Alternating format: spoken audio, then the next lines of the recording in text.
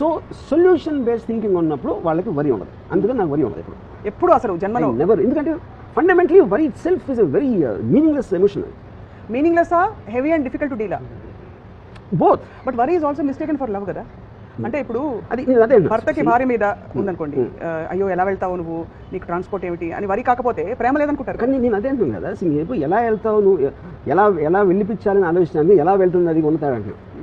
So ఎలా వెళ్ళిపించాలి, మీ power limitation ఉంది. మీకున్న పవర్ లిమిటేషన్లో మీరు కావాల్సింది ఎలా ఫెసిలిటేట్ చేస్తారని ఆలోచించాలి. కానీ ఎలా వెళ్తుందా లేదా, మధ్యలో ఏమన్నా అవుతుందా అని మీ కంట్రోల్లో లేని దాని గురించి జోన్లోకి వెళ్ళటం వరి. ఇప్పుడు ఫర్ ఎగ్జాంపుల్ ఒక నీళ్ళు ఉన్నాయి, అక్కడ చిన్న ఐలాండ్ ఉంది. నేను ఇక్కడి నుంచి ఐలాండ్కి వెళ్ళాలి.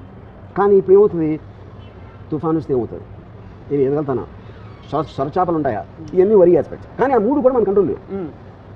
కంట్రోల్లో లేనప్పుడు వీటన్నిటిని